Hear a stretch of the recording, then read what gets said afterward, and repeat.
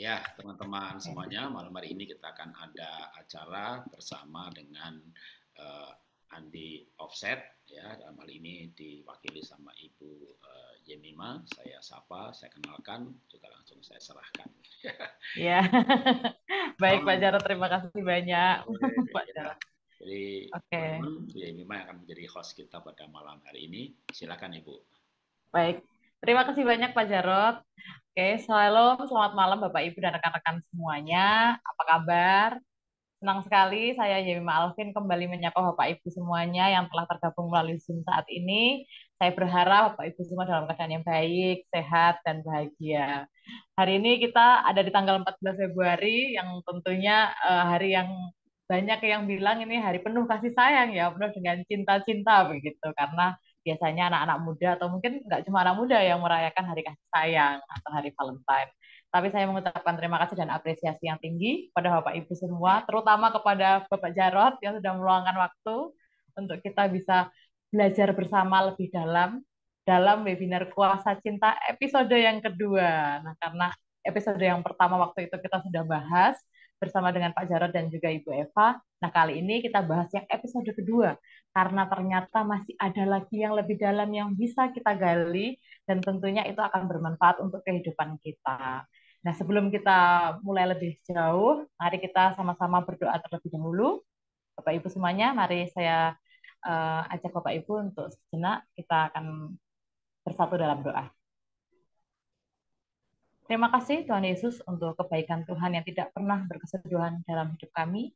Kasih setia Tuhan, karunia Tuhan yang terus melimpah dalam hidup kami sehingga saat ini, malam hari ini, waktu yang indah Tuhan pertemukan kami, walaupun melalui Zoom, melalui virtual, tapi kami yakin dan percaya bahwa apa yang kami lakukan malam hari ini, Tuhan ada di tengah-tengah kami. Dan kami mau Tuhan, apa yang kami kerjakan malam hari ini benar-benar hanya untuk menghormat dan kemuliaan nama Tuhan. Terlebih kami menyerahkan hamba-Mu Tuhan, Bapak Jarod, yang akan memberikan materi mengenai kuasa cinta. Biarlah apa yang beliau sampaikan seturut dengan kehendak Tuhan. Tuhan berikan hikmat marifat, Tuhan berikan pemikiran-pemikiran yang baru mengenai cinta, yang bagaimana yang harusnya kami lakukan dalam hidup ini ya Tuhan. Terlebih juga kami berdoa untuk Bapak Ibu semua yang mengikuti serta webinar malam hari ini. Biar Tuhan juga menyiapkan hati kami, menyiapkan pikiran kami, sehingga kami dapat menyerap sebanyak-banyaknya ilmu dan juga kami dapat melakukannya dalam hidup kami sehingga kami menjadi berkat bagi banyak orang. Terima kasih Tuhan Yesus, kami menyerahkan webinar kami dari awal, pertengahan hingga akhir ke dalam tangan Tuhan. Di dalam nama Tuhan Yesus Kristus kami telah berdoa dan mengucap syukur. Haleluya. Amin. Bapak Ibu, untuk mengingatkan Bapak Ibu, kuasa cinta kita ada tagline-nya dalam buku itu. Kuasa cinta, agung nilainya, dahsyat dayanya. Jadi setiap buku Pak Jarod ini selalu menarik karena ada tagline-tagline yang unik dan menarik. Seperti buku yang sebelumnya yang pernah kita bahas juga, Hati yang Indah, tagline-nya memulihkan hati, memulihkan kehidupan. Nah, kali ini tidak kalah menarik tagline-nya, yaitu agung nilainya, dahsyat dayanya. Nah, sebelum kita mendengarkan materi yang tentunya luar biasa dari Bapak Dr. Insinyur Jarod Wijanarko MPD, perkenankan saya kembali mengingatkan Bapak Ibu mengenai profil singkat beliau ya. Jadi, Bapak Dr. Insinyur Jarod Wijanarko MPD adalah seorang coach kesehatan, pelukis, direktur LSP Animasi, direktur Happy Holy Kids, pendiri Keluarga Indonesia Bahagia, dan juga seorang penulis buku yang sangat aktif. Beliau telah menulis lebih dari 30 judul yang telah diterbitkan di beberapa penerbit besar di Indonesia, salah satunya di penerbit Andi. Nah, salah satu buku yang akan kita bahas lebih mendalam di episode yang kedua ini, dan ada apa nih di episode yang kedua, kita akan bahas bersama-sama bersama dengan Bapak Jarod. Dan malam hari ini, mari kita sambut dengan hangat Bapak Jarod Wijanarko dengan Kuasa Cinta. Silakan Pak Jarod. Ya, terima kasih Bu Yunima. Kita akan memulai membahas ya malam hari ini mengenai kuasa cinta yang kedua ya, karena memang dulu pernah ada kuasa cinta yang pertama ya. Oke, saya langsung sampaikan materinya. Nanti lebih banyak kita akan pada waktu untuk tanya jawab ya. Nah, ini dulu kuasa cinta yang pertama itu dulu ini ya apa namanya flyer yang Sebelumnya itu yang bukunya, sebentar ya, malah saya nggak tampilkan di sini. Ini yang kedua ya dulu. Tapi dulu bukunya sama juga ya, buku Kuasa Cinta yang ini. Nah, oke. Yang kedua ini apa yang saya mau sampaikan ya, bahwa kuasa cinta terutama adalah cintanya Tuhan. Nanti baru demikianlah kita juga mencintai orang lain.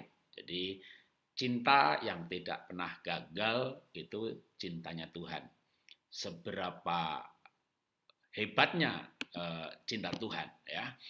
Saya akan mulai membaca dari Yesaya 61 ayat 8. Sebab aku Tuhan mencintai hukum dan membenci perampasan dan kecurangan.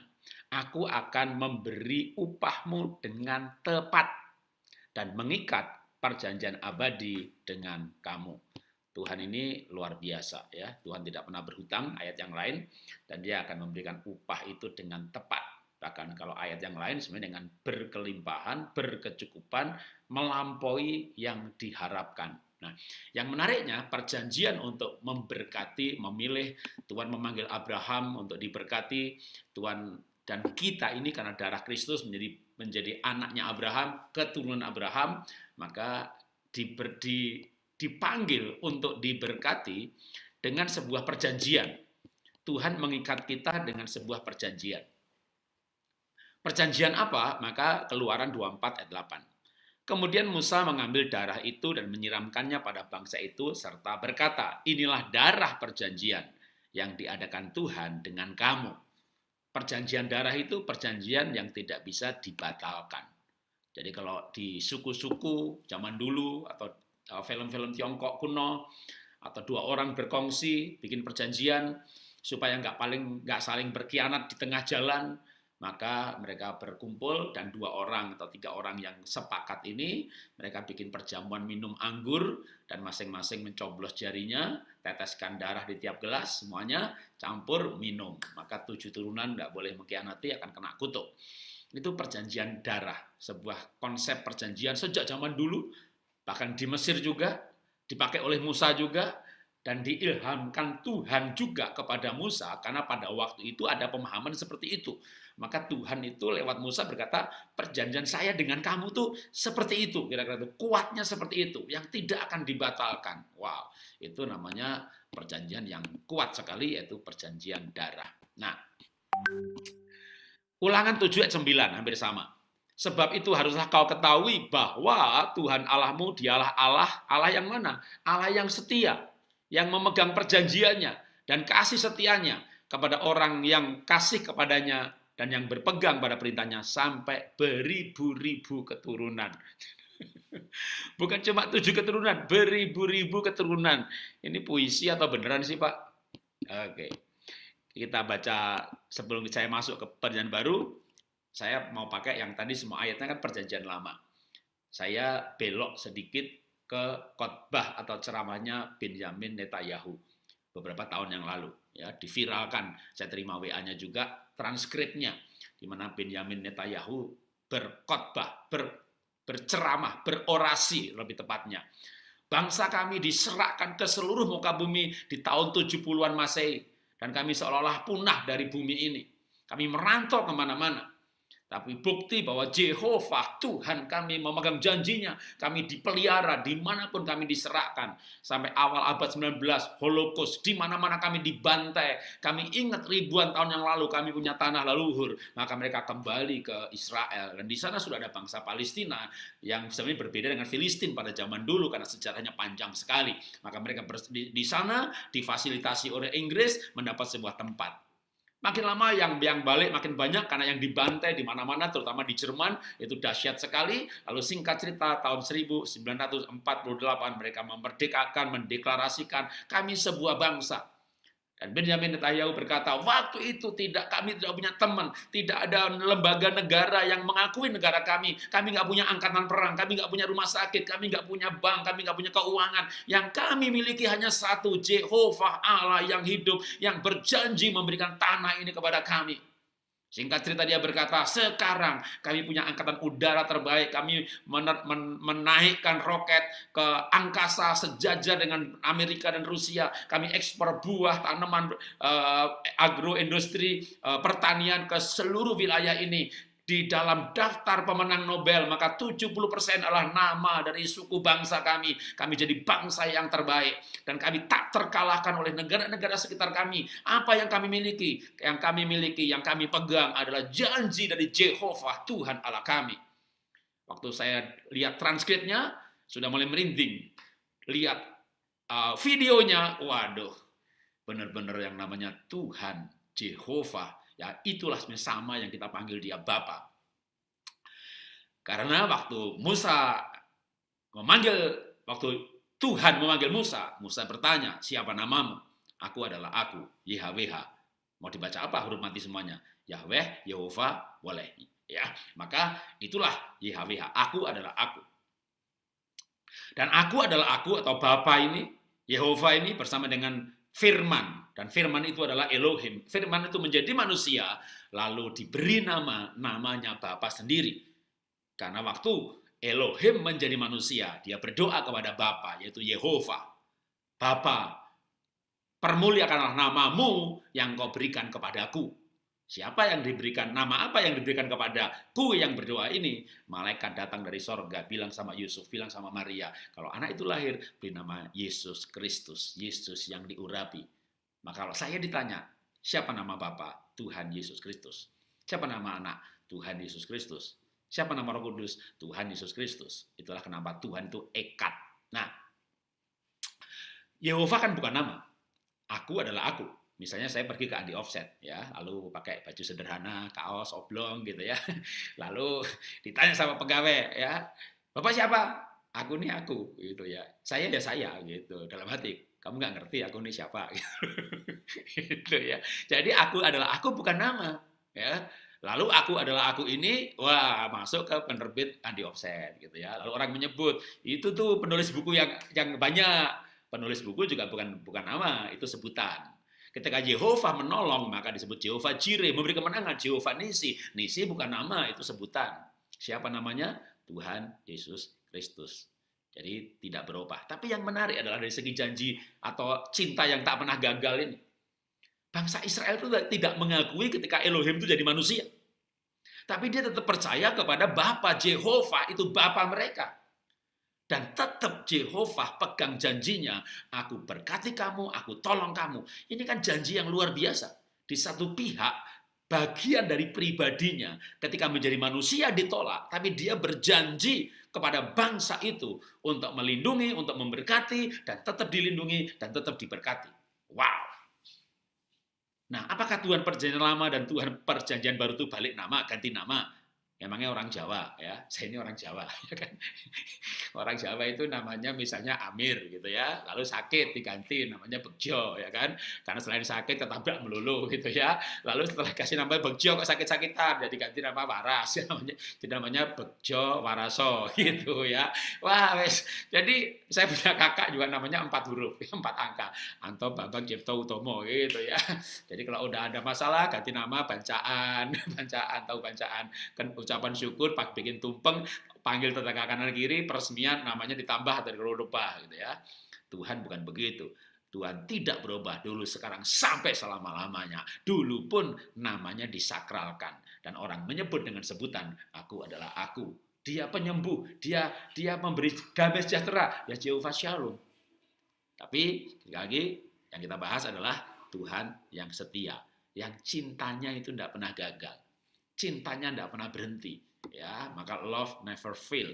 Nah, nanti saya akan bawa cinta seperti ini ke dalam aplikasi praktis sehari-hari, terutama kalau bicara Valentine, ya, bolehlah bicara pacaran, jodoh, cinta dan sebagainya, ya. Tapi bagaimana dengan Perjanjian Baru? Tidak berbeda. 2 Timotius 2:13. Jikalau kita tidak setia, dia tetap setia.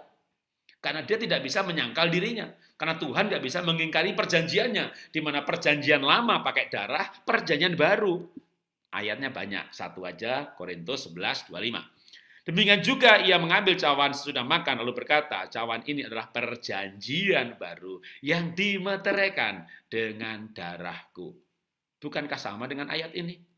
Di mana Tuhan membuat perjanjian dengan umatnya dengan perjanjian darah. Karena perjanjian lama dan baru tak terpisahkan, satu kesatuan. Nah, sekarang mulai aplikatif di dalam keluarga. Sebagai orang tua yang benar tentu memberikan warisan kepada anaknya. Apa warisan kepada anak? Ya, boleh ya, warisan saham, tanah atau emas ya. Istri saya juga punya emas 61 kilo ya. Mas Jarot.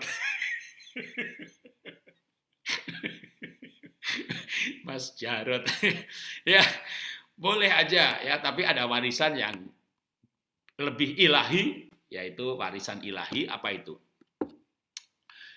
Ini menunjukkan bahwa janji Tuhan itu setia. Janji Tuhan itu digenapi. Kalau tadi saya bilang bahwa janji Tuhan itu turun-temurun. Janji Tuhan itu sampai beribu-ribu turunan. Tuhan itu memegang janji, ya, termasuk janji untuk memberkati sehingga Abraham dan keturunannya akan bisa melanjutkan warisan kepada anak cucunya.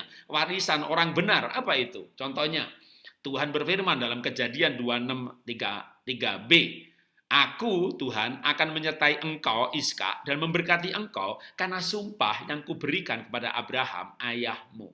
Tuhan memberkati Ishak karena Abraham. Tuhan berfirman lagi, Aku Tuhan Allah yang Maha Kuasa, beranak cuculah, bertambah banyak, dan seterusnya. Dan negeri ini akan kuberikan kepada, dan negeri yang telah kuberikan kepada Abraham dan kepada Ishak akan kuberikan juga kepadamu. Mu ini Yakub, dan juga kepada keturunanmu.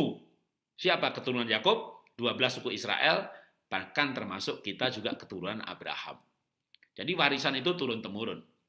Maka di dalam perjanjian baru, Galatia 3:14, Yesus Kristus telah membuat ini supaya di dalam Dia berkat Abraham sampai kepada bangsa-bangsa lain. Maka berkat Abraham, di mana Tuhan bersumpah kepada Abraham, berkatnya dua. Yang utama memang Roh Kudus atau keselamatan. Tapi kan Tuhan juga bersumpah kepada Abraham di puncak gunung waktu Abraham diuji cintanya. Wah, ini bicara cinta, maka cinta Tuhan kepada manusia, tapi juga cinta manusia kepada Tuhan. Memang cinta itu diuji oleh waktu, oleh keadaan. Maka kadang memang masalah menguji cinta. Tapi kalau Tuhan memang betul-betul menguji Abraham. Abraham, bawa anakmu ke gunung, sembelih, gitu ya, korbankan, bakar. Waduh, anak cuma satu. Kalau anak 10 itu bukan ujian namanya ya. Anak 10 yang 4 bandel-bandel, lalu Tuhan bilang, korbankan satu, Tuhan. Enggak 4 sekalian, Tuhan. Yang 4 mengakal bandel ya Tuhan, gitu ya. Kalau anaknya 10 bandel-bandel 4 ya enggak masalah. Lah Abraham kan Ismail udah diusir, tinggal satu. Waduh, itu ujian yang luar biasa ya. Singkat cerita, sampailah ke puncak bukit dan Ishak dikorbankan. Pas hampir disembelih, Tuhan berteriak dari sorga, dan tentunya suara yang audible Abraham bisa dengar. Abraham, cukup, sudah terbukti engkau mencintai aku lebih daripada segalanya. Jadi Tuhan itu memberkati karena terbukti Abraham cinta Tuhan. Dan maka Tuhan tergerak untuk memberkati orang yang mencintai dia ini sampai turun-temurun. Maka harusnya kita juga keturunan Abraham itu membuktikan bahwa kita tuh cinta Tuhan, supaya kita mewarisi janji itu, supaya cinta itu nggak bertepuk sebelah tangan, gitu ya. Karena bertepuk sebelah tangan tuh nggak bisa. Bertepuk itu dua tangan, kalau satu tangan namanya bukan bertepuk. Nah, Abraham tuh disumpahi sama Tuhan. Aku bersumpah demi diriku untuk memberkati kamu, anakmu dan keturunanmu. Dan ayat-ayat tadi adalah untuk menunjukkan bahwa Tuhan itu pemegang sumpah, pemegang janji. Jadi cinta itu tidak akan batal ketika salah satu pihak. Ya, kenapa saya sebut salah satu pihak? Nanti saya jelasin ya. Memegang janji. Dan Tuhan berjanji juga untuk memberkati kita. Jadi betul-betul turun-temurun, ribuan turunan, benar, udah sampai sekarang udah berapa ribu keturunan dari Abraham. Jadi ayat itu, firman Tuhan itu tepat, semuanya tepat. Bahkan ada penelitian dalam buku yang berjudul Warisan Abadi, tulisannya Stephen J. Lawson, ini adalah penelitian mengenai 7 generasi dari Jonathan Edwards yang sangat cinta Tuhan. Maka dalam 7 keturunannya adalah 300 pendeta, misionaris, 120-an profesor, 110 pengacara, 60 dokter, 60 pengarangan buku bermutu, 30 hakim, 14 rektor, 3 orang anggota kongres, 1 orang wakil presiden. Jadi orang tua yang hidup takut akan Tuhan, cinta akan Tuhan, itu akan menjadikan anak-anaknya itu juara kehidupan. Sebaliknya dalam buku yang sama, yang judulnya Warisan Abadi, ada keturunan dari Max Jukes, yang pesta pora, mabuk, menarkoba, maka anak-anaknya 7 generasi pun dikumpulkan jadi satu, maka dari total 7 generasi itu 440 pesta pora, 300-an gelandangan, 190 pelacur, 130 narapidana, 100-an candu alkohol, 60 suka mencuri, 55 korban seksual, 7 orang pembunuh. Data lebih detailnya silakan dilihat di buku yang judulnya Warisan Abadi. Ini hanya rangkumannya saja yang saya kutip ya. Jadi kehidupan kita itu mewarisi janji generasi selanjutnya. Tuhan memegang janji, tapi kalau apakah janji Tuhan akan dilanjutkan, ya harus ada yang menanggapi janji itu. Jadi cinta Tuhan itu murni, cinta Tuhan itu tulus, cinta Tuhan itu tak mungkin gagal. Tapi harus ada pihak yang meresponi cinta itu sehingga cinta Tuhan itu akan berlanjut. Oke, kita lanjutkan lagi. Setiap kali kita ibadah, kita masuk di aplikasi. Ketika kita beribadah, maka kita selalu dapat doa berkat. Ya, kasih karunia Tuhan Yesus Kristus dan kasih Allah persekutuan Roh Kudus menyertai kamu. Apa maksudnya? Maksudnya kasih dari Tuhan yang kita pelajari singkat tadi itu ada di dalam kita, menyertai kita, supaya kita bisa mengasihi orang lain. Ya kalau saya penekanannya pada keluarga, yang belum berkeluarga, punya pacar, ya kasih seperti Tuhan itu bisa diterapkan dalam berpacaran, ya dengan kasih Tuhan. Kasih Tuhan seperti apa? Perjanjian lama, bangsa Israel memberontak, menyembah berhala, bikin lembu, patung lembu emas, mereka meninggalkan Tuhan. Diserang musuh, masalah, ingat Tuhannya, bertobat, Tuhan terima lagi. Mereka murtad, mereka menyembah berhala, mereka kena bela sampar, ingat Tuhan, balik, Tuhan ampuni lagi. Itu kan beratus-ratus tahun, bahkan beribu tahun, ya seperti itu. Mereka menolak Mesias, dan seperti nubuatan yang Tuhan Yesus katakan, engkau akan diserahkan dan tidak ada batu yang ada di atasnya. Tahun 70 betul, bait Allah dihancurkan, bangsa Israel diserahkan ke muka bumi. Mereka mengingat lagi Jehovah Tuhan, mereka balik, ya Tuhan berkati itu, jadi negara itu, negaranya kuat itu. Sekarang militernya luar biasa, teknologinya luar biasa, memang yang punya Facebook, YouTube, dan segala macam perusahaan Amerika, tapi ya keturunan Yahudi, yang di dunia ini punya pengaruh yang luar biasa, lembaga-lembaga keuangan dunia, itu kan hanya menunjukkan bahwa cintanya Bapa di sorga, Jehovah Bapa, itu luar biasa. Bagaimana dengan kasih Tuhan Yesus? Ya sama, kan Bapa dan Tuhan Yesus itu adalah ekad. Esa, kalau dalam bahasa Indonesia. Dalam bahasa Ibraninya, Tuhan itu ekad, esa. Maka ya Tuhan Yesus dan Bapa satu. Makanya kasih Tuhan Yesus juga adalah contoh yang cinta yang tidak pernah gagal. Salib adalah kemenangan cinta, kemenangan kasih. Tuhan Yesus adalah firman. Firman bersama dengan Allah. Dan firman itu adalah Elohim. Firman itu menjadi manusia. Ya nggak masuk akal orangnya Yahudi. Wong firman kok jadi manusia. Ditolak, diludahi, dipukuli. Apa Tuhan Yesus menunjukkan dirinya kalau dia Tuhan? Kalau dia menunjukkan dirinya Tuhan, marah, tunjukkan dirinya Tuhan, meledaklah bumi ini. Gak masalah kan bagi Tuhan, ciptakan aja bumi yang lain, bikin manusia baru. Tapi pemberontakan bangsa Israel, penyingkiran, penolakan, tidak membuat Tuhan Yesus mencintai mereka. Dia di kayu salib, itu kemenangan contoh cinta yang tidak gagal. Tidak gagal oleh dosa manusia. Justru cinta itu untuk menebus dosa. Cinta tidak batal karena pemberontakan yang dicintainya. Justru salib itu untuk menebus orang yang memberontak. Ini kan cinta yang luar biasa. Nah sekarang, kalau langsung di aplikasi, Dan nanti tanya jawab aplikasi aja ya, teologisnya enggak usah. Karena teologis itu ya hanya untuk dasar teori sebagai pijakan nanti untuk menjawab masalah-masalah praktis yang kita hadapi. Pijakannya ya tadi, love never fail, contohnya adalah cinta Bapa kepada bangsa Israel dan cinta Tuhan Yesus kepada kita. Ya, nah, maka aplikasinya adalah bagaimana kita mengasihi sesama. Sesama ini mau suami, mau istri, mau mertua, mau anak, bahkan pacar sekalipun. Kalau kita bisa mengasihi itu dengan kasih Kristus, mestinya tidak ada pacaran yang putus. Tidak ada pernikahan yang bercerai. Dan tidak ada pernikahan yang tidak bahagia. Saya nggak sebut nama, tapi saya mendapat video. Mungkin teman-teman juga mendapat. Ya, dari seorang kaya raya, terkenal, pengacara, hebat, mobil mewahnya banyak banget. Ya, kalau saya pergi ke daerah Jakarta tertentu, maka orang bilang ini rukonya bapak itu, gitu. Ini juga, ini juga, gitu ya. Sering muncul di televisi, tangannya jarinya penuh dengan cincin-cincin berlian dan akik yang dahsyat. Dan belum lama ini videonya beredar, ya.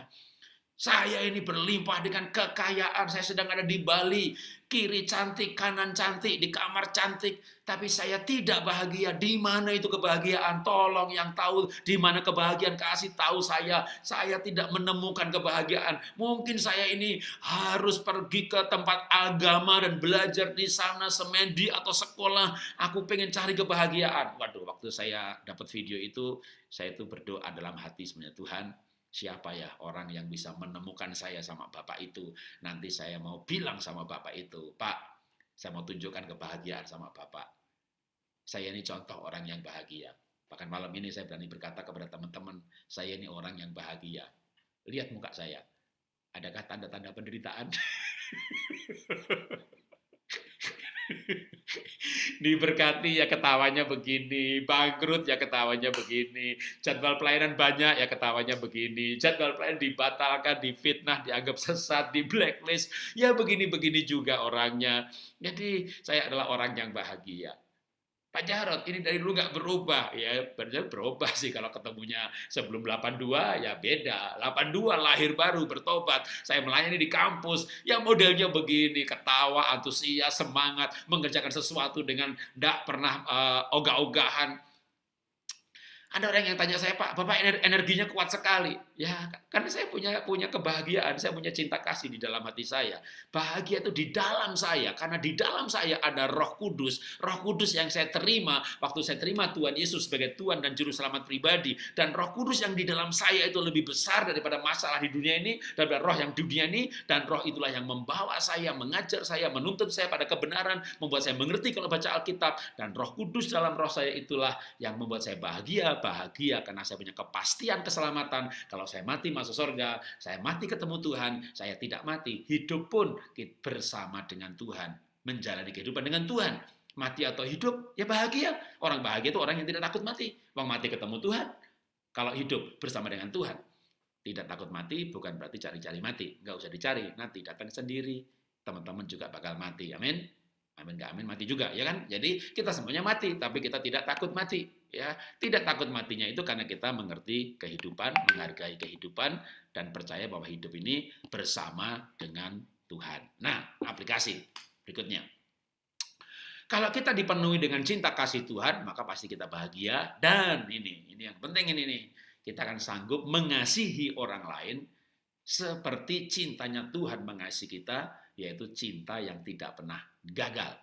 Kalau Anda orang tua, maka Anda akan mengasihi anak sekalipun dan walaupun mereka nakal, mereka berontak, nggak bantu orang tua, mereka kurang ajar, kayak Daud, Absalom memberontak, Daud tetap sayang Absalom, meratapi kematian Absalom.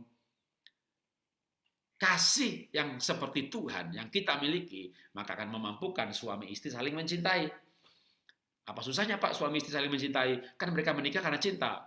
Tunggu dulu ya kan, yang belum menikah nih, yang belum menikah itu dulu kan, aduh coba bahagianya ya kalau saya punya pacar. Tuh aku jombloan dan jomblowati, ya coba tuh punya pacar, itu punya Tuhan, punya aku yang mana gitu kan. Kalau punya pacar dikhianati, ternyata punya pacar nggak bahagia juga. Akhirnya menikah, aduh betapa bahagianya. Apa sih orang kalau menikah tuh pengen apa sih di antaranya? Ya, kan sendirian ya, mau cerita sama siapa, ngomong sama siapa. Aduh alangkah bahagianya ya kalau punya pacar bisa saling bercerita. Wah bener akhirnya punya pacar lalu saling bercerita. Lalu menikah nggak ada cerita lagi. Suaminya bisu, istrinya bisu atau istrinya sibuk di tempat yang lain. Jadi ketika menikah ternyata tidak bisa tempat cerita. Jangankan cerita, ditanya aja marah, ditanya gitu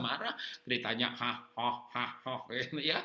Akhirnya maka ternyata yang paling susah itu mencintai yang dicintai. Yang susah itu mencintai yang dulu dicintai ya. Soalnya kalau masih cinta gampang. Tapi mencintai gereja gampang ya kan, nyumbang, korban, persembahan ini, persembahan itu gampang. Mencintai panti asuhan gampang. Nah, yang susah bahkan nanti kalau di pernikahan. Karena sudah menikah, saling melukai, saling menyakiti, udah kayak menikah dengan setan. Bangun tidur, lihat muka setan. Mau tidur, lihat muka setan. Ya udah Pak, kami pisah kamar Pak. Keluar kamar, ketemu setan. Mau masuk kamar, lihat setan lagi. Jadi itu yang susah. Mencintai orang-orang dekat itu susah. Ya, mencintai siapa lagi? Mertua. Nah, tuh dulu kan kita pernah tuh bedah buku mertua menantu.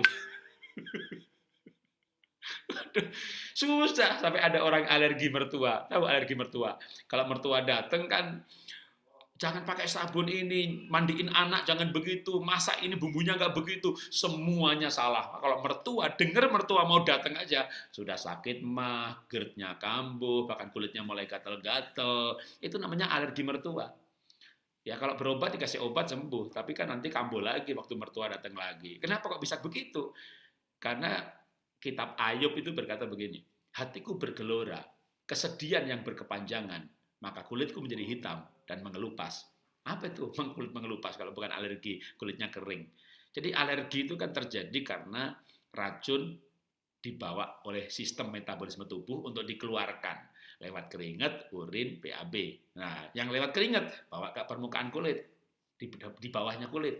Tapi waktu racunnya udah dibawa ke situ, yang keluar cuma air, racunnya enggak. Kok bisa nggak keluar? Kalau emosi tersumbat, sistem sekresi tersumbat. Sehingga racun kotorannya nggak bisa keluar. Ya jadi gatel lah. Makanya Alkitab itu hebat banget, ilmiah banget. Hatiku bergelora dan kulitku mengelupas, gitu ya. Jadi kenapa mengelupas? Kering. Kenapa kering? Gatel. Ya, makanya kan ada ayatnya, Ayub menggaruk-garuk kulitnya, gitu kan. Ternyata begitu Ayub bisa melepaskan pengampunan, mendoakan memberkati orang-orang yang menyakiti dia, itu kan tanda dia bisa melepaskan pengampunan, memberkati yang menyakiti. Ayub sembuh. Ayub sembuh. Jadi alergi itu bisa disebabkan oleh gejolak perasaan tapi yang terus-menerus oleh pihak dekat, oleh pihak otoritas dalam jangka panjang. Makanya kalau misalnya Anda disakiti sama gembala gitu ya, ya mungkin nggak sakit. Kenapa? Pindah gereja aja, gereja banyak. Kan Tuhan Yesus sama. Tapi kalau Anda disakiti mertua kan nggak bisa pindah mertua. Gue mau ganti mertua aja deh. Maksud lo? Nggak bisa. Ya kadang nggak bisa ganti. Akhirnya kan jadi sistemik. Ya, terus menerus. Waduh, ya sudahlah. Mertua mau datang, dengar mau datang aja udah mules, sakit mah, gatel-gatel. Itu namanya alergi mertua.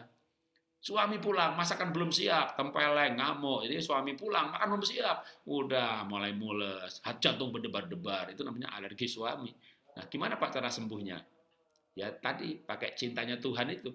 Ya, mungkin pernah saya ajarkan di sesi sebelumnya, tapi saya ulangi aja sebagai penutup sebelum tanya jawab.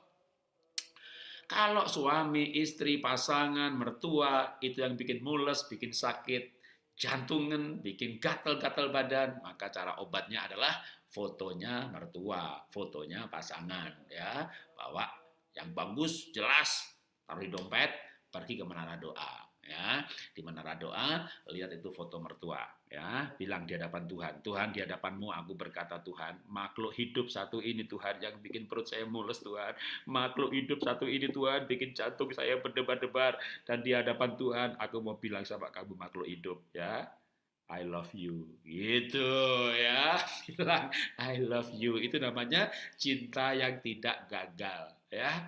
Anda disakiti, seperti Tuhan Yesus dicambuk, dikhianati, tapi tetap mencintai. Ya kan nggak gampang, Pak. Iyalah, kalau gampang kan nggak perlu panggil saya, ya kan? Saya ajarkan yang susah-susah gitu. Tapi susah itu berarti bisa. Tuh, masuk ke tembok, nyebrang. Ya nggak bisa, Pak. Ya nggak bisa, maka saya nggak suruh kamu masuk tembok, ya kan? Panjat tuh pohon, susah, Pak. Panjat. Namanya susah berarti bisa. Mencintai orang yang menyakiti itu susah. Dan bisa dan hanya bisa. Jika dan hanya jika. Kalau kita merasakan kasih Tuhan. Kasih Tuhan yang tidak pernah gagal. Kasih Tuhan yang tidak berkesudahan. Kasih Tuhan yang turun-temurun. Kasih Tuhan yang kekal. Kasih Tuhan yang sudah mengikat perjanjian dengan yang dicintai, apapun keadaan yang dicintai dengan perjanjian darah. Bukankah menikah itu perjanjian darah? Kan Sipora bilang sama Musa, engkau pengantin darahku. Bukankah orang menikah kalau masih gadis? Makanya dengar yang belum menikah, jaga kegadisanmu. Supaya malam pertama ketika hubungan seks yang pertama kali keluar darah, itu meterai darah. Sehingga kau bisa berkata kepada suamimu, engkau pengantin darahku. Banyak orang menikah dan berkata, darah keluarga lebih kental. Maka banyak suami lebih sayang ibunya atau adiknya daripada istrinya. Kalau cerai, kan dia mantan istri. Tapi nggak ada mantan ibu, nggak ada mantan adik. Tunggu dulu. Suami istri itu satu daging. Dan diikat dengan perjanjian darah. Maka dalam pernikahan itu juga banyak yang gereja melakukannya dalam ibadah pemberkatan nikah itu dengan perjamuan kudus. Kemarin saya baru pulang memberkati pernikahan di Makassar, ya, dan diadakan perjamuan kudus. Dan saya katakan kepada calon mempelai, hari ini kalian dinikahkan dengan sebuah perjanjian darah. Maka minum darah Tuhan sebagai pengikat pernikahan. Ya, nanti malam bercinta yang pertama kali ada darah yang keluar, itu menjadi meterai darah. Jadi keperawanan bukan sekedar selaput darah, tapi itu nanti untuk sebuah perjanjian darah. Ketika perjanjian diikat, maka yang ada komitmen. Jadi cinta itu memang antara rasa cinta, tapi juga komitmen. Nah, komitmen itu kalau Tuhan mengikat perjanjian, sama. Ada tunangan, tukar cincin, ada nikah, itu adalah perjanjian. Supaya ketika rasa itu bergejolak, maka ada ikatan komitmen atau perjanjian. Apalagi orang Kristen menikahnya itu di hadapan Tuhan. Berjanjinya di hadapan Tuhan. Yang meneguhkan hamba Tuhan. Maka seharusnya pernikahan Kristen adalah pernikahan yang dimeteraikan dengan darah, dengan perjanjian sakral, ya, atau sakramen adalah tak terpisahkan sampai kematian. Kita berdoa sebelum kita tanya jawab. Tuhan, terima kasih kami belajar mengenai kasih yang abadi, kasih yang tidak pernah gagal, yaitu kasihnya Tuhan. Dan kami mau belajar untuk mencintai orang lain, sesama, pasangan, anak, dengan cinta yang sama seperti Tuhan mencintai kami. Ajari kami cintamu, supaya kami bisa mencintai orang lain dengan cinta yang dari Tuhan. Hamba-Mu berdoa dalam nama Tuhan Yesus, pemirsa, pengikut Zoom, ataupun nanti yang melihat rekaman, maka rasakan, nikmati cinta kasih Tuhan. Kalau engkau merasakan cinta kasih Tuhan, maka bisa mengasihi orang lain dengan cinta yang engkau rasakan. Terima kasih Bapak, dalam nama Tuhan Yesus kami berdoa mengucap syukur. Amin. Ya, saya kembalikan ke Bu Yemima. Baik, terima kasih banyak Pak Jarod untuk pemaparan materi yang episode yang kedua ini di Kuasa Cinta.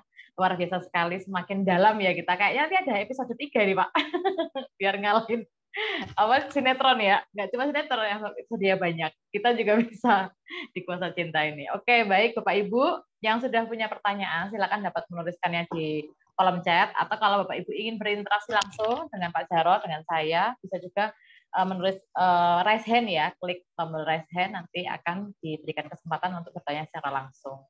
Nah, Pak Jarod, mungkin Pak Jarod masih ingat di Kuasa Cinta yang pertama banyak pertanyaan yang belum terjawab, Pak Jarod.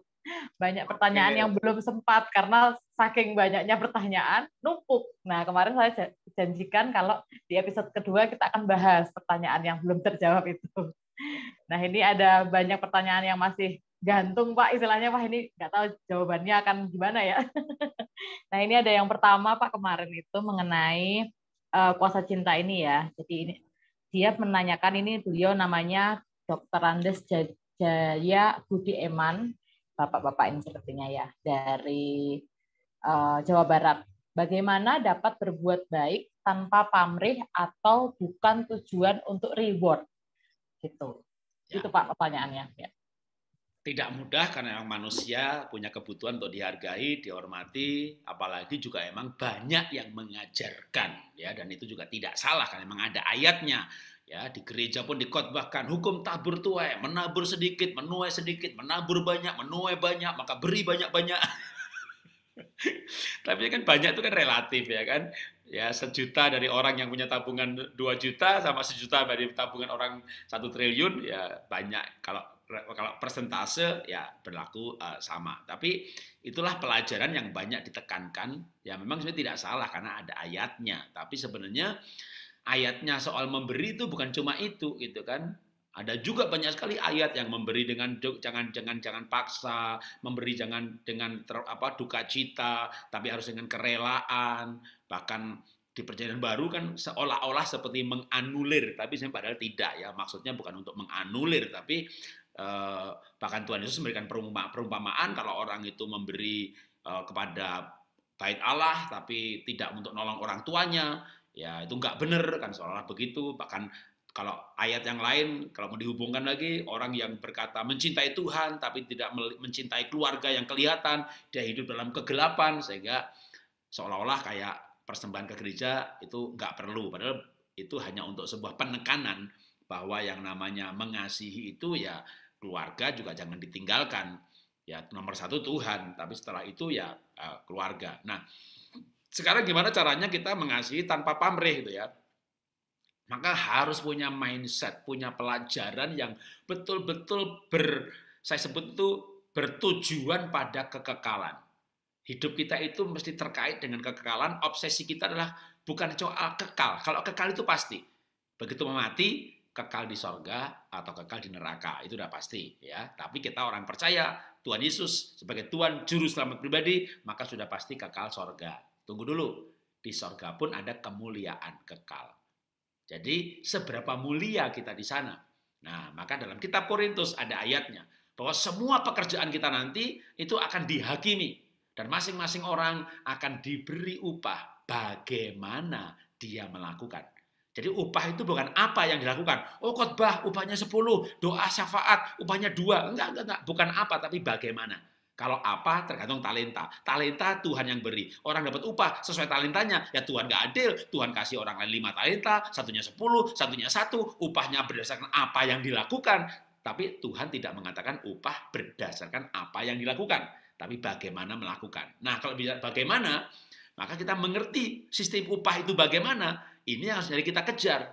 Maka dalam perikop itu, apabila orang memberikan hartanya bahkan, ya, tapi kalau tanpa kasih maka akan rugi, sia-sia, nggak dapat upah. Nah, maka kita nanti persembahan itu akan diuji.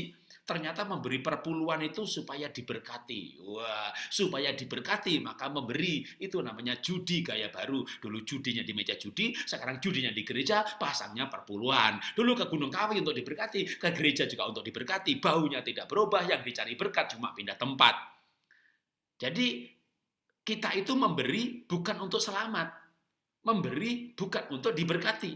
Kita memberi karena kita cinta Tuhan. Karena kita sudah diberi keselamatan, sudah pasti masuk surga, demi cinta kita kepada Tuhan, kita berikan. Termasuk juga memberi itu kita karena mencintai yang kita berikan. Contoh kalau saya memberi apa? Kemana saya memberikan?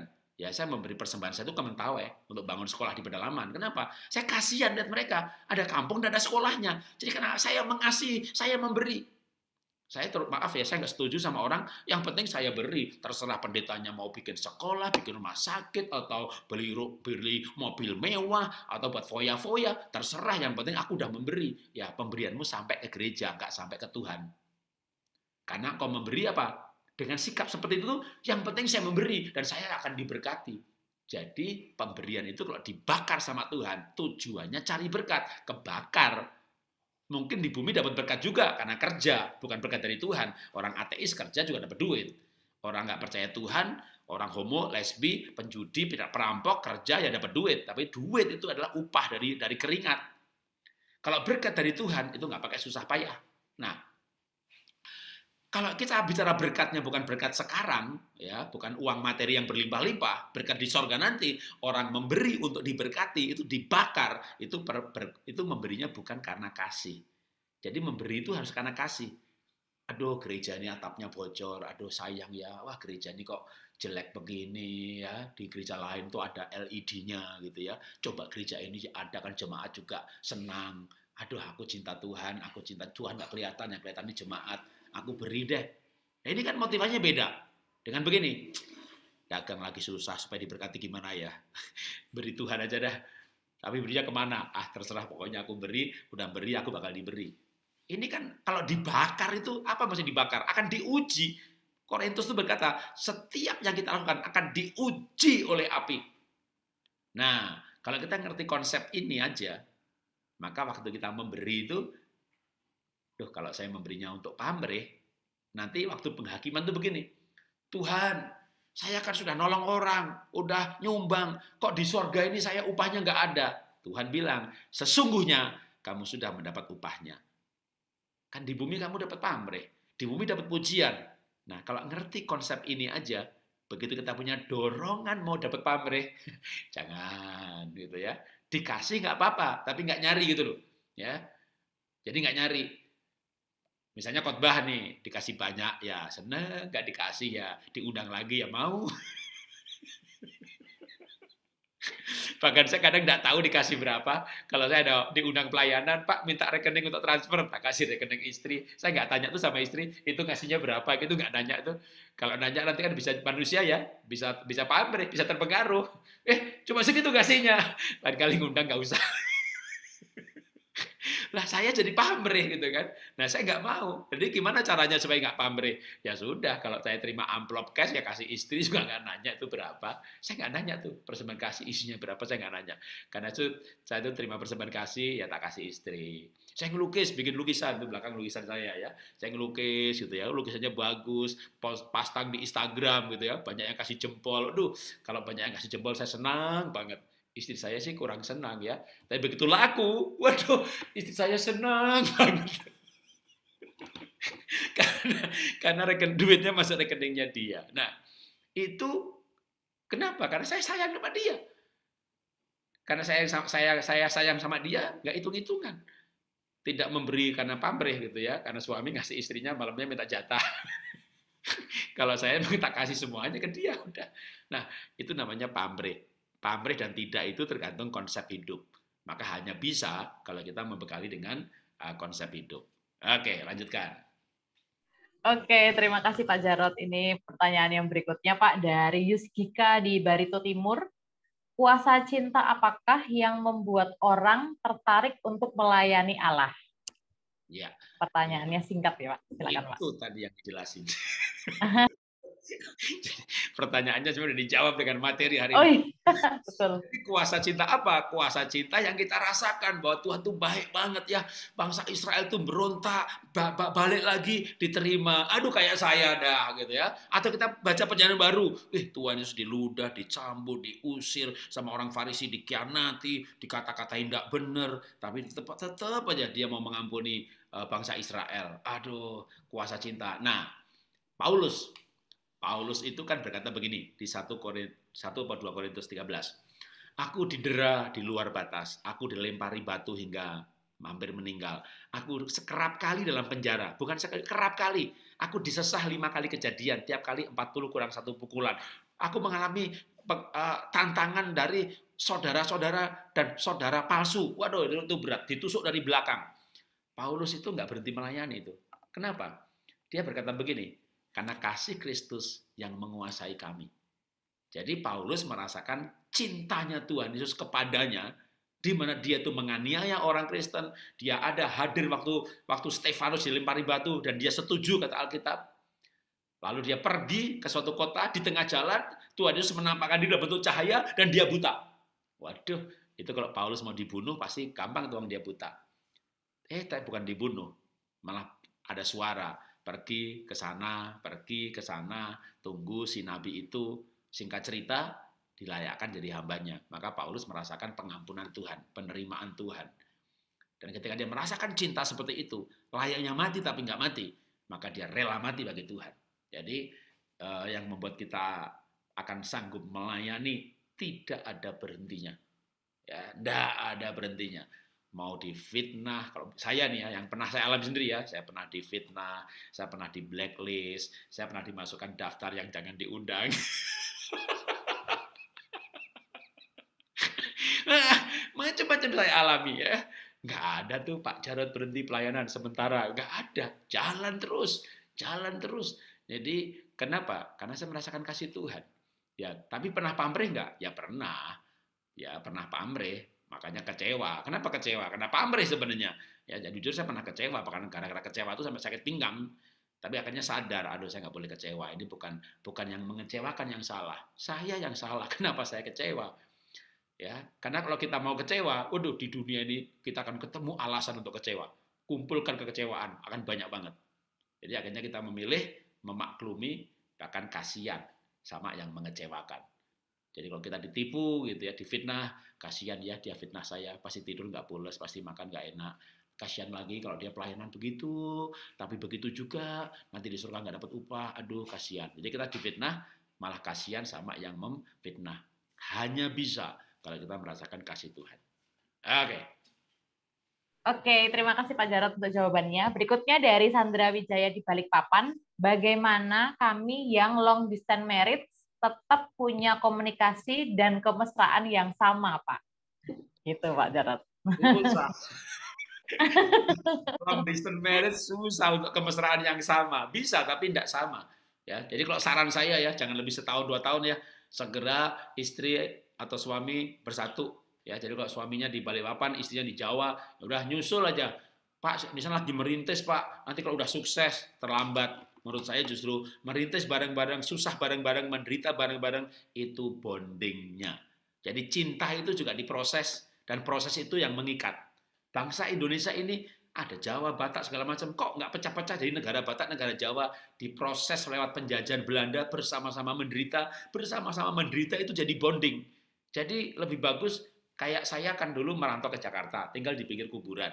Nah kalau istri saya misalnya, ya udah kamu ke Jakarta duluan, nanti kalau sukses aku nyusul, lalu dia enak-enak tinggal bersama orang tuanya di Cirebon misalnya. Ini kan istri saya kan dari Cirebon, saya dari Solo, kita menikah, lalu saya merantau ke Jakarta, tinggal di pinggir kuburan. Nah, bahaya kan, saya merintis misalnya nih, wah dibantu sama sekretaris ya, jatuh bangun, ditipu orang. Begitu sukses ya yang berharga sekretaris dong. Tapi kalau kita bersama-sama tinggal di pinggir kuburan, coba saya sama istri saya tuh tak ajak tinggal pinggir kuburan tuh mau loh. Hari ini masakannya Indomie, besok mie kuah, besok mie goreng. Kok ya nggak kena kanker. Sekarang ini orang aduh makan sampai ayam harus organik, aduh telur harus begini begitu, kayaknya ribet kok. Kayaknya tubuh itu rawan banget kena sakit. Dulu saya kecil makan jelantah, tahu jelantah? Minyak goreng yang bekas itu yang dipakai udah berapa kali. Sekarang orang ini takut karsinogenik nanti kena kanker. Minyak goreng dipakai 2 kali dibuang. Aduh, dulu saya dipakai 10 kali aja malah yang dimakan ya ampasnya itu kasih nasi dicampur-campur dimakan. Ya nggak kena kanker itu. Tapi kalau saya mengenang gitu ya, mengenang sama istri, tinggal di pinggir kuburan gitu ya, cuma rumah petak, buka pintu, ruang tamu, lalu tempat tidur, belok kiri, dapur sama kamar mandi, nggak ada pintunya, dia masak, aku mandi bisa, atau dia mandi, aku nyuci piring, aku bisa ngelihat, rumah bedeng gitu. Terus singkat cerita saya sukses, saya diberkati, punya rumah besar, punya perusahaan, digoda sama wanita cantik, janda cantik, putih, imut-imut lagi. Saya mikir, mau nggak dia hidup susah? Jadi bonding saya dan istri saya justru penderitaan bersama itu. Maka kalau saya menyarankan ya, cepet-cepet aja gabung jadi satu. Kenapa? Telepon bisa, video call bisa. Ciuman, ya bisa Pak. Dia cium HP, aku cium HP juga. kan rasanya beda. Rasanya beda, jadi sentuhan fisik tak tergantikan. Nah ini kan ada celah berbahaya. Mudah-mudahan belum terjadi apa-apa ya. Tapi saran saya, ya untuk sementara ya bisa aja sering-sering telepon, video calling, dan sering-sering pulang. Ya mahal di ongkos. Karena seks kan nggak tergantikan. Ngobrol bisa, telepon bisa, tapi seksnya gimana? Masih bisa sih, misalnya kayak phone seks antara suami istri, di mana suami istri, maaf nih, berposisi telanjang, tapi antara suami istri lewat HP. Jadi disebut phone seks. Ya bisa pro dan kontra. Kalau bukan istrinya, bukan suaminya, yaitu pornografi. Kalau suami istri kan jadi bukan pornografi. Tapi kan tetap nggak bisa. Maaf nih kalau bicara bela-belaan. Suami lihat istrinya telanjang di HP sambil onani. Ya ejakulasi juga. Tapi bagaimana istrinya? Kan sentuhan fisik itu nggak bisa. Jadi kalau saya tetap tidak bisa kualitasnya sama. Jangan lama-lama, lebih baik menderita bersama daripada satu seneng, satu perjuangan, nanti dia dapat teman perjuangan. Nah, repot kalau dia punya dapat teman perjuangan. Karena suami istri itu Maliaki berkata begini, engkau harus setia dengan istri masa mudamu sebab dia teman sekutumu dan istri seperjanjian. Itu Maliaki 2 ayat 13-14. Jadi teman sekutu itu teman kongsi untuk berjuang bersama-sama. Jadi menurut saya jangan lama-lama, segera atur siapa yang ngalah untuk pindah. Wah, tapi karir saya sebagai pegawai negeri, Pak, saya kalau ditinggalkan. Menurut saya lebih sayang pernikahan. Nanti apalagi kalau udah punya anak. Jadi anaknya dibawa siapa? Dibawa bapaknya, anak nggak kenal ibunya. Anak dibawa ibunya, nanti bapaknya, cari siapa? Aku bapakmu nak, gitu ya. Ya, itu ekstrimnya. Tapi maksudnya nanti anak sama bapaknya nggak bisa ngomong. Ketemu tapi nggak tahu mau ngomong apa. Ya, kehilangan relasi. Nah, itu yang hilang dari long distance marriage. Ya, usahakan untuk bisa gabung secepat mungkin. Ya. Oke Pak Jarod, terima kasih untuk jawabannya. Ini ada tadi menanggapi pertanyaannya mengenai long distance marriage. Ini ada Ibu Diah yang private message ke saya. Beliau mengatakan, lah anaknya masih sekolah SMP dan SMA. Gimana dong Pak LDM-nya? Ya. Gitu Pak. Sepertinya sama nih. Anak sekolah misalnya, saya sekarang sukses. Kan saya nggak sekolah di Jakarta. Sekolah di Solo, sekolah negeri, sukses juga. Jadi menurut saya SMP SMA mau di Balikpapan, mau di Jakarta, mau di Mojokerto, mau di Surabaya, potensi untuk seseorang sukses sama. Ya, karena kecerdasan akademik toh hanya pengaruhnya 20% kepada keberhasilan nanti. Atau kalau anaknya udah gede begitu SMP SMA, malah bisa anaknya ditinggal. Kos-kosan aja, ya malah kalau saya nggak tahu udah berapa lama nih pisah. Karena bukan aku nakutin, tapi saya punya temen ya kotanya kok pas sama ya di Balikpapan. Lalu dia itu menjadi gembala cabang gereja. Jadi istrinya merasa aman dong karena suaminya pelayanan sebagai gembala cabang. Nah, suaminya pensiun ini. Lalu baru kumpul lagi sama istrinya. Nah, istrinya tahu tetangganya itu satu level di perusahaan sama dengan dia. Kok pensiunannya lebih gede? Nah, baru curiga. Telat. Ternyata di tempatnya di luar kota itu suaminya yang adalah gembala cabang ya. Hasil selingkuhannya udah SMP. Anda bisa bayangin betapa orang itu bisa begitu munafiknya jadi gembala cabang khotbah hari Minggu sambil punya simpenan. Nah, mudah-mudahan ini ibu ini suaminya nggak seperti itu gitu ya. Tapi seorang hamba Tuhan loh, PDP, PDM, khotbah hari Minggu itu aja selingkuh bertahun-tahun. Kok bisa ya? Itu dia, saya juga kagum sama kepandian dia untuk bohong itu loh. Kok bisa ya gitu. Tapi itu kan mengerikan gitu jadinya ya. Kok kan mengerikan. Jadi kalau saya bukan nakut-nakuti tapi untuk mengamankan keluarga itu harusnya suami istri satu. Jadi istri sama ibu kan. Sekarang ibu sama istri. Ibu sebagai ibu juga sebagai istri. Maka nomor satu itu sebagai istri. Sehingga kalau anaknya, apalagi kalau anaknya TK, playgroup, memang dibawa. Anaknya SMA, lagi sekolah, dikoskan atau titipkan orang tua, Pak D, paman, ya itu masih bisa. Tapi suami istri menurut saya nggak boleh pisah. Tapi itu keputusan ya, pilihan. Misalnya milih untuk pisah, ya tentu ada konsekuensi. Ya. Baik Pak Jarod, terima kasih banyak untuk jawabannya. Berikutnya ada pertanyaan dari Kristias Widianingrum di Surabaya.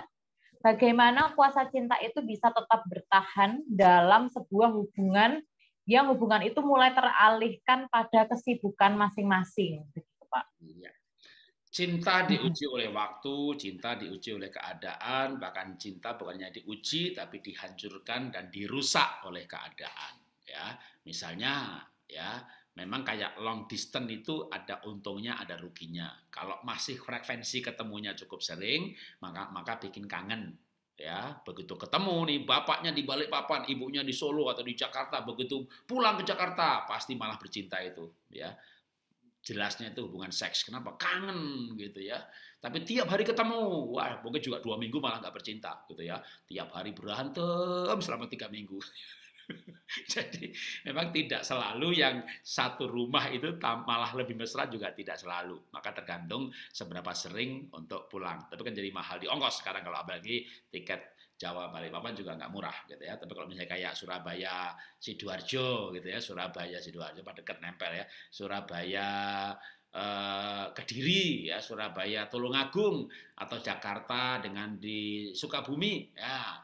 Misalnya kalau Jakarta Bogor dah, walaupun ada tol bolak-balik ya, pergi 1-2 jam, pulang 2 jam, capek juga dah. Ya suaminya kos di Jakarta, istri anak di Bogor, tapi minimal kan Jumat malam pulang. Nah, gitu itu masih long distance-nya, masih sebenarnya istilahnya itu namanya commuter marriage. Karena komuter itu dulu di luar negeri itu komuter line, kereta api itu kan disebutnya komuter line. Jadi suami istri yang ketemunya cuma weekend, maka disebut juga namanya weekend marriage. Jadi Senin Jumat bujangan, Sabtu Minggu kumpul keluarga. Itu terjadi dengan kota-kota besar di mana keluarganya tinggal di sekitarnya. Di Cikarang, Jakarta, bolak-balik akhirnya capek juga, ongkosnya hampir sama, bensinnya, tolnya digup sebulan. Nah, ini mah cukup buat kos, udah kos saja gitu ya, paling enggak tidak capek, sehat. Nah, itu masih dipahami. Nah, sekarang soal cinta. Cinta ini akan diuji oleh waktu, tapi juga bisa dirusak oleh keadaan, oleh masalah, pertengkaran. Maka kata kuncinya apa? 1, pengampunan. Karena cinta langsung rusak begitu berantem dan gak ada penyelesaian.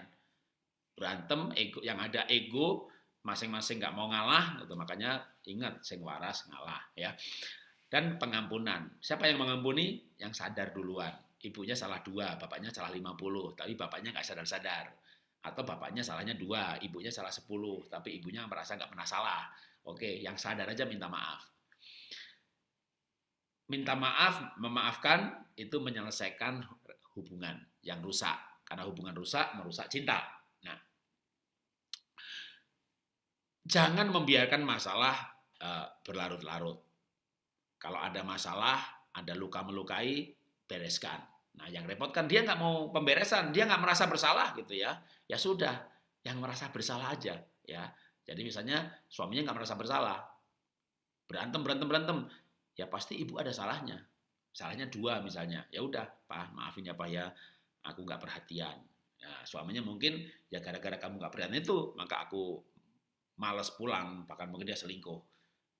Dia nggak merasa bersalah, karena dia berpikir kesalahan saya itu akibat dari kamu. Nah, maka banyak orang merasa nggak bersalah. Nah, susah untuk memahami pola pikirnya. Ya sudah, ya coba pahami, lalu minta maaf. Karena itu kalau berlanjut dari mulai hanya bertengkar, betul-betul sampai pengkhianatan atau perselingkuhan. Makin lama, udah nggak betul-betul nggak ada cinta. Begitu cinta nggak ada, yang ada apa? Kebencian. Benci, jenuh, bosan, marah, jengkel, sampai akhirnya lebih baik aku mati. Itu yang introvert. Yang ekstrovert, lebih baik kamu mati, berdoanya Tuhan, kapan Tuhan cabut nyawanya Tuhan, gitu ya. Itu yang ekstrovert, yang introvert, Tuhan cabut nyawaku. Udah, itu udah betul-betul nggak ada cinta sama sekali. Itu pun tidak ada kata terlambat untuk dipulihkan kembali. Jadi cinta ini, saya suka dengan kata-kata yang saya dapat dari Pak Gede Widiarsa, ya, gembala di Pekanbaru. Dia kasih saya sebuah quote, bikin tangga itu 1 hari, bikin rumah itu 1 tahun. Tapi bikin rumah tangga itu seumur hidup. Jadi bagaimana memelihara cinta itu seumur hidup. Karena kalau enggak, cintanya bisa tawar. Ketika mulai menumpuk, tinggal bersama, pasti kita makin lama makin tahu. Dia ini kalau kentut malah dieden-edenin. Tahu dieden-edenin. Kalau kentut tuh malah sengaja dikerasin ya. Upilnya ditaruh aja di meja di mana-mana. Kita upil ini upil. Taruh di tisu kayak gitu, enggak, taruh aja di meja. Wah, dia itu kalau gelegean, tahu gelegean, habis makan, wah, gelegean. Kalau pencet odol tuh lo nggak rapi dari tengah gitu ya. Aduh, kalau narik baju tuh lo slodrok lo, aduh berantakan semuanya. Dia itu loh, kalau udah ini daftarnya makin panjang gitu kan. Yang ada mana ada cinta, jengkel, marah, kesel, ya. Jadi makin lama ketemu jeleknya tuh makin banyak, makin banyak, makin banyak, makin banyak. Dan Anda harus sadar bahwa mengubah hal-hal seperti itu susahnya minta ampun. Maka belajar menerima apa adanya, kalau dia nggak rapi ya dirapikan. Jadi pertama tadi apa? Minta maaf, mengampuni, lalu menerima. Menerima, lalu melengkapi. Karena begitu diterima dilengkapi, dia akan mulai berubah dikit. Nah, ketika tuntut-menuntut, kan cintanya habis. Cintanya habis ketika tuntut-menuntut. Dan itulah yang terjadi pada banyak pernikahan, maka saling menuntut. Kamu harus berubah, kamu harus berubah, kamu harus berubah. Ya semuanya minta, memang kita harus berubah. Kalau kita ketemu Tuhan Yesus, lahir baru, kita pengen menjadi serupa dengan Dia, maka saya mulai berubah. Kalau saya berubah, istri akan melihat, oh saya berubah. Dia mendapat teladan perubahan. Dia mendapat inspirasi perubahan. Dan dia disadarkan, kalau dia bisa berubah, aku juga bisa berubah. Tapi kalau tuntut-menuntut, udah bener deh. Nggak ada namanya keluarga itu, cinta itu nggak ada. Jauh. Pasti suasana rumah tangga atau pernikahan itu kayak neraka. Neraka mana ada cinta. Neraka ya namanya dua setan kumpul kan. Jadi kalau orang menikah itu tanpa Tuhan Yesus, tanpa ada cinta, itu kayak dua setan kumpul gitu kan. Berantem tiap hari. Suami kayak setan, istri kayak setan, anak kayak tuyul, udah mertua kayak demit, udah begitu keluarga besar setan itu kan. Susah. Satu aja bertobat. Satu aja lahir baru. Ya, bawa suasana, bawa cinta dari Tuhan itu yang kita rasakan tuh mulai ditebarkan gitu ya. Dimarahi ya nggak bales, ya itu kan cinta Tuhan kan begitu kan, membalas kejahatan dengan kebaikan. Satu aja bertobat lahir baru, berhenti menuntut dan mulai menunjukkan perubahan. Karena orang satu bertobat, satu orang berubah menjadi inspirasi perubahan.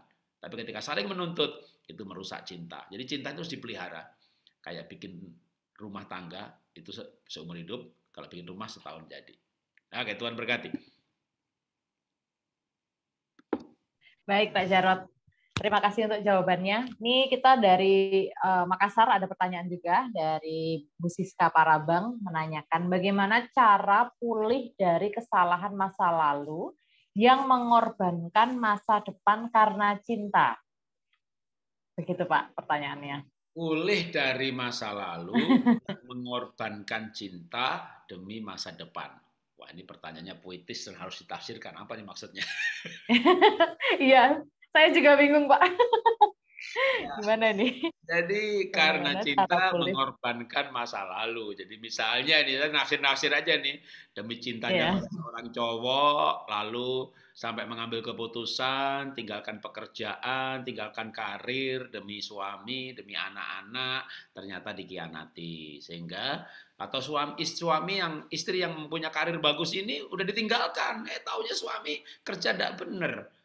Karena sampai kena PHK, usaha nggak benar, bukan tambah untung, tambah buntung, utangnya tambah banyak. Ini kan masa depannya hancur nih. Sedangkan masa lalu udah dilewatin.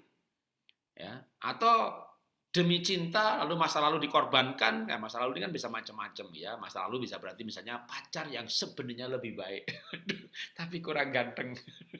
Ditinggalkan, wah demi cinta kepada yang ganteng tapi ternyata kurang baik. Nah, bisa, tapi apapun bentuknya, masa lalu ya sudah. Yang sudah terjadi berarti diizinkan Tuhan. Yang diizinkan Tuhan berarti yang terbaik. Belajar nyanyi lagu. Betapa ku mencintai segala yang telah terjadi. Tak pernah sendiri. Dalam hidup ini selalu menyertai. Jadi belajar mencintai yang sudah terjadi. Jangan dibalik. Betapa ku menyesali segala hal yang telah terjadi. Kenapa menikah sama kunyuk ini, tidak yang sama dulu. Tuhan ambil nyawanya. Ku nikah lagi. Jadi belajar untuk kalau sudah terjadi, sudah keputusan, maka yang ada adalah konsekuensi dan tanggung jawab. Ada kuasa untuk mengubah. Jadi sudah menikah misalnya.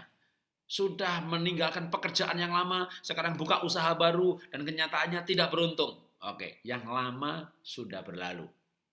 Yang baru akan datang. Yang lama tidak berlalu, yang baru nggak datang-datang. Jadi kalau kita nggak move on dengan yang lama, ini pertanyaannya nggak tahu juga, misalnya dengan belum move on dengan si mantan, padahal sudah menikah dengan yang baru, maka yang baru ini pun tidak akan menjadi bahagia. Jadi yang lama itu memang harus ditinggalkan, bukan dilupakan, tapi ditinggalkan dalam arti menjadi file hidup saja udah. Menjadi bahan pelajaran kehidupan. Tapi yang sudah diputuskan, udah yakini itu yang terbaik, tinggal kita tuh cari. Apa nih baiknya Tuhan dari peristiwa ini? Apa baiknya Tuhan saya menikah sama orang model Pontius Pilatus ini? Oh ya, biar saya punya karakter seperti Tuhan Yesus yang menderita di bawah pemerintahan Pontius Pilatus. Oke, gitu ya. Apa yang baiknya dari orang tua atau pak suami yang bangkrut, saya harus bayar utang. Ya, baiknya saya dilatih jadi orang yang tabah, orang yang ulet, orang yang gigih, orang yang mulia karena bertanggung jawab kepada keluarga sekalipun saya seorang wanita. Ya, lalu ini panggilan Tuhan dalam hidup saya. Saya akan lakukan sebagai panggilan dalam hidup saya. Kalau tanggung jawab itu tidak dilakukan sebagai panggilan, nanti hidup ini merasa berat. Beda konteks sebenarnya, beda konteks tapi hanya sebagai contoh ilustrasi. Sebelum saya bangkrut, saya banyak nyumbang bantu sekolah di pedalaman. Yang memang kebetulan sekolah itu saya dirikan. Ada yang namanya TK Pemulihan, ada TK Nusantara, ada TK namanya macam-macam karena saya tidak wajibkan pakai nama TK Pemulihan. Tapi kami bantu dari Yayasan Pulihkan Indonesia. Jumlahnya itu sampai 30-an sekolah. Tiap bulan tuh dibantu biaya operasional. Dan 30-an sekolah ini yang dulunya gubuk, dulunya rumah jelek, kita bangun satu persatu ya sampai 30-an sekolah itu kita bangun secara fisik dengan gedung permanen. Satu bangunan ya bisa ratusan juta. Dan itu sudah sampai 30 sekolah. Anda bisa bayangin. Kalau tak hitung itu, 5-6 miliar ada loh. Yang kita udah grojokin ke sana. Kalau dihitung-hitung gitu ya. Tapi dulu kan saya diberkati ya nggak masalah. Tiba-tiba bangkrut. Nah, mau menghentikan sumbangan nggak tega, diteruskan nggak sanggup. Jadi saya teruskan, tapi dengan perasaan yang berat. Karena saya merasa berat, saya sakit pundak, sakit punggung. Makanya Amsal kan berkata, hidupku berat. Ada orang yang hidupnya berat dan dia terbungkuk-bungkuk. Kenapa terbungkuk-bungkuk? Frozen shoulder atau sakit pundak. Akhirnya saya mencoba untuk ikhlas. Jadi bukan menghentikan sumbangan. Jalan terus sumbangan. Tapi saya nganggap ini, saya terapinya begini, kalau teman-teman ikut saya olah nafas itu, saya terapinya tepuk pundak. Hidup ini tidak ada yang berat. Saya bisa tepuk agak keras gitu. Hidup ini tidak ada yang berat. Tuhan yang memberi tugas, Tuhan yang memberi kekuatan. Segala perkara dapat kutanggung dalam Dia yang memberi kekuatan kepadaku. Itu bukan beban, tapi itu kemuliaan. Itu adalah panggilan dari Tuhan. Lakukan semuanya sama seperti untuk Tuhan. Bukan hanya khotbah, tapi bekerja, bayar utang, melakukan tugas-tugas kantor, perusahaan, usaha, bisnis. Itu adalah pelayanan. Lakukan seperti untuk Tuhan. Kesanggupanku adalah kesanggupan Tuhan. Udah. Itu saya sambil berkata-kata sugesti, kata-kata firman yang esensinya seperti itu. Saya pagi-pagi olah nafas, lalu kayak senam, lalu diakhiri dengan tepuk-tepuk pundak. Itu frozen shoulder seminggu sembuh. Jadi Alkitab itu berkata, aku berdoa supaya engkau sehat dalam segala sesuatu, sama seperti jiwamu baik-baik saja. Jadi teman-teman, maksud saya jangan sampai kehidupan ini membuat hidup kita berat. Pernikahan membuat hati kita terluka. Karena kalau membuat hati kita terluka, akhirnya kita sakit sendiri. Padahal pasangan yang berbuat jahat, pasangan yang berdosa, pasangan yang selingkuh, kita yang sakit. Bukan berarti kita cuek ya, tapi kita harus tegar, kita harus kuat, apapun yang terjadi. Ya, kalau kita kuat, kita bisa menolong orang lain. Kalau kita bahagia, kita bisa membahagiakan orang lain. Jadi saya hidup bukan tanpa masalah, tapi saya berani bersaksi bahwa saya hidup mengatasi masalah. Saya menang atas masalah. Hidup saya penuh dengan masalah. Dan saya suka dengan masalah, karena masalah itu teman hidup. Kalau nggak ada masalah, berarti saya sudah mati. Ya, jadi hadapi aja semuanya bersama dengan Tuhan, bahwa Tuhan tidak pernah mencobai melebihi kemampuan. Betul kan? Ada nggak teman-teman di sini yang pernah dicobai lalu mati ya? Boleh raise hand yang sudah mati? Enggak ada ya. Jadi masih hidup semuanya. Ya, silakan lanjut kalau masih ada waktu dikit ya. Oke, ya Pak Jarot. Sampai jam berapa Pak kita? Sampai jam 10 kayaknya. Ya, setengah 9 cukup lah. Setengah 9 ya, baik Pak. Oke, berarti pertanyaan terakhir nih Pak. Sebelum nanti, setelah pertanyaan terakhir, saya akan menyampaikan beberapa materi promo ya Pak, Ya. tentang buku untuk para peserta. Oke, yang pertanyaan terakhir ini dari Pak Juari di Depok, Sleman, Yogyakarta. Beliau menanyakan, apakah kuasa cinta akan mengalahkan segala-galanya yang buruk dalam kehidupan kekristenan saya? Begitu Pak pertanyaannya. Jawabannya kalau mau singkat, ya, gitu ya. Cuma kuasa cinta yang mana? Itu kuasa cinta Tuhan dan seberapa besar kuasa Tuhan itu kita alami. Karena kalau kuasa Tuhan sendiri itu kan luar biasa, tak terbatas. Tapi seberapa banyak, seberapa besar kuasa itu ada di dalam kita. Sebenarnya Tuhannya ada dalam kita. Tapi kuasanya itu seberapa besar yang kita miliki dan kita bisa salurkan, tergantung yang kita hayati, yang kita yakini, yang kita alami. Maka kadang-kadang kan saya juga sudah terima Tuhan. Bahkan dalam saya ada roh Tuhan. Dan kita berkata, roh yang dalam saya lebih besar daripada dunia ini. Tapi saya pernah, ya itu tadi saya bilang, sampai pundak aja sakit. Saya pikir kenapa ya? Asam urat kali. Loh, bagus 5,5. Kolesterol kali, ya 200-an. Normal saja. Oh, ternyata pundak saya sakit karena saya hidup ini merasa berat. Jadi pada waktu itu sebenarnya secara de facto atau secara hati yang tidak terlihat, saya itu tidak terlalu mengalami kuasa Tuhan dalam hal menghadapi itu. Dan sebenarnya tidak kelihatan, ya. Ya saya kan tampil begini-begini aja, tapi diem-diem nih tangan nih kayak, aduh, diginiin dulu sakit. Cari posisi yang enak ya, nggak ketemu, uang diem aja sakit, apalagi diangkat. Tapi ketika bergumul sampai akhirnya dapat kayak, jadi kekuatan cinta, kuasa cinta itu ketika cinta itu kayak, ini dia gitu ya. Jadi ketika dapat ayat, ya kan Pak, firman itu, Tuhan itu apa sih? Ya Tuhan itu kuasa, Tuhan itu pribadi, tapi juga pada mulanya firman. Firman bersama dengan Allah. Dan firman itu adalah Allah. Jadi firman Tuhan, Alkitab itu tulisannya itu ada juga pribadi Tuhan. Yang waktu saya baca saja bahwa, oh, aku berdoa supaya engkau sehat dalam segala sesuatu seperti jiwamu baik-baik. Ketika ayat itu menjadi rema, menjadi pengertian, berarti kalau jiwa saya baik-baik, saya sehat dalam segala sesuatu. Lah kenapa saya nggak sehat pundak saya? Dapat ayat lagi. Hidupku merasa berat dan aku terbungkuk-bungkuk. Kok ya pas? Waduh, ini dia nih. Hatiku, hidupku merasa berat. Memang berat sih. Bangkrut. Dan dulu waktu bangkrut kan juga kesaksian ya. Wah, saya. Tapi ya tetap sebenarnya nggak 100% begitu gitu ya. Itu kesedihan itu walaupun sedikit gitu sebenarnya saya tuh agak tertarik juga dengan namanya Tiongkok Chinese Medicine. Ilmu kesehatan Tiongkok yang mendasarkan pada energi tubuh.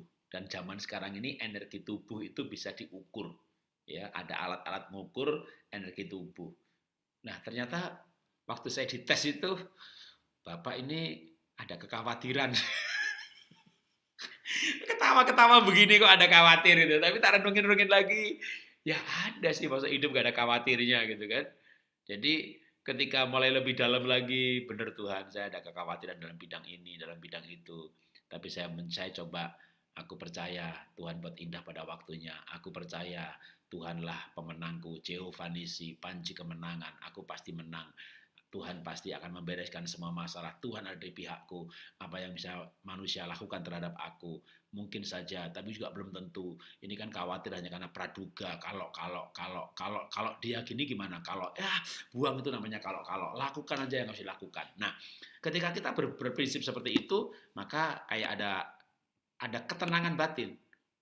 Ya, kayak rasanya tenang. Nah, itu kuasa Tuhan menurut saya lewat firman yang mengubah mindset. Ketika kita pikirannya berubah, lalu kita kayak merasakan tenang. Nah, itu jadi kekuatan. Kalau istilah hari ini, yaitulah kuasa cinta. Ketika cintanya Tuhan kita rasakan, maka cinta itu menjadi kekuatan di dalam hidup ini. Ya, mungkin saya akan tutup dengan doa dulu, nanti setelah itu tinggal pengumuman ya. Bapak, terima kasih untuk tanya jawab yang boleh kami lakukan, dan biar juga ini menjadi insight, jadi berkat bagi kami semuanya. Dalam nama Tuhan Yesus, amin. Ya, saya kembalikan ke Ibu Yemimah untuk beberapa pengumuman penting hari ini. Ya, terima kasih banyak Pak Jarot sudah menjawab pertanyaan-pertanyaan dari para peserta kita yang setia mengikuti dari episode 1 sampai 2 ini. Izinkan saya share beberapa pengumuman ya, Bapak Ibu. Oke. Jadi seperti yang pernah saya sampaikan di episode yang pertama atau yang mungkin di Hati yang Indah, Bapak Ibu pernah mengikuti bahwa buku-buku Pak Jarot bagus-bagus di penerbit Andi. Dan kemarin sempat saya umumkan yang pemulihan pria sejati ini sempat habis, dan sekarang sudah restock kembali. Jadi Bapak Ibu yang pengen pesan pemulihan pria sejati masih bisa. Dan ini adalah buku-buku 10 judul buku Pak Jarot yang ada di penerbit Andi. Kemudian yang paling kita fokuskan karena hari ini Valentine, hari kasih sayang, ada Love Edition, buku Pak Jarot yang kita bahas malam hari ini, episode yang kedua ini, sama buku yang Hati yang Indah. Ini juga buku yang bagus karena berbicara tentang inner healing, bagaimana memulihkan hati dan memulihkan kehidupan. Kemudian ada promo yang sangat menarik dari kami penerbit Andi, dapatkan spesial penawaran. Dari kalau dua harga buku ini digabungkan kan menjadi 107.000. Nah, tapi ini hanya dengan 91.000 dan free ongkir untuk Pulau Jawa, Bapak Ibu bisa mendapatkan dua buku ini. Jadi silakan Bapak Ibu bisa menghubungi, nanti nomor saya ada di akhir slide, kemudian untuk bisa order bukunya. Kemudian sekarang kabar gembira, buku Kuasa Cinta Pak Jarot sudah ada dalam bentuk e-book. Jadi Bapak Ibu yang suka banget baca buku digital yang di HP bisa dibawa kemana aja, bisa dibaca kapanpun, dimanapun, pokoknya sambil ngapa-ngapain pakai HP masih bisa baca lewat e-book di aplikasi Bahana Digital. Nah, harga e-booknya ini 55.000, tapi ada penawaran menarik. Bapak Ibu silakan tinggal mengisi link yang ada saya taruh di room chat. Nanti mengisi link aja dan membayar sebanyak 20.000 saja.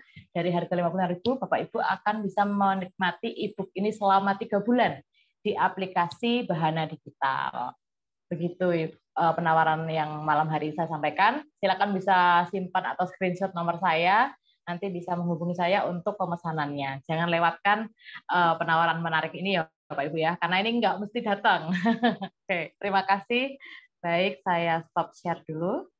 Oke, begitu Pak Jarot yang bisa saya sampaikan. Sebelum kita menutup dalam doa, Pak Jarot silakan boleh memberikan closing statement bagi Bapak Ibu peserta, kemudian menutup kita di dalam doa. Silakan Pak Jarot. Ya, Bapak Ibu, teman-teman, hidup ini nggak ada yang mudah, masalah selalu ada, masalah adalah teman hidup dan tanda kita masih hidup, tapi yang pasti baik kita hidup atau kita mati, kita bersama dengan Tuhan. Kita mati berjumpa dengan Tuhan, kita hidup bersama-sama juga dengan Tuhan. Tuhan tidak pernah meninggalkan kita, Dia berjanji untuk menyertai kita, bahkan generasi demi generasi hingga hari ini, bukan hanya hari ini, sampai kedatangan Tuhan akhir zaman nanti, bahkan lebih jauh lagi, sampai kekekalan langit bumi dan baru. Karena itu kita punya alasan yang kuat untuk tidak khawatir, untuk tidak takut, sekalipun menghadapi hal-hal yang mengkhawatirkan dan menakutkan. Tapi mari kita belajar untuk sungguh-sungguh percaya dan mengandalkan Tuhan. Sebab Dia yang berjanji setia untuk mengenapinya. Mari kita berdoa. Bapak, kami mengucap syukur buat webinar atau ibadah malam hari ini dan juga tanya jawab. Kami belajar firman-Mu, kami belajar kehidupan. Dan sebentar kami akan mengakhiri acara ini. Biarlah kami juga boleh menerima berkat dari Tuhan. Bapak, Ibu, teman-teman boleh angkat hati, angkat tangan kepada Tuhan. Dan kiranya berkat dari Bapa di surga, kasih Tuhan Yesus Kristus, dan penyertaan dari pribadi Roh Kudus, menyertai Bapak, Ibu, Saudara, teman-teman, sampai selama-lamanya. Amin. Tuhan memberkati. Amin. Terima kasih Pak Jarot. Terima kasih Bapak Ibu semua yang sudah meluangkan waktu. Sampai jumpa di kesempatan berikutnya. Saya Yemimah Alvin, saya pamit undur diri. Terima kasih Pak Jarot, Tuhan Yesus memberkati. Tuhan berkati, kita Tuhan berkati, Pak. sama-sama. Ya. Sampai acara berikutnya.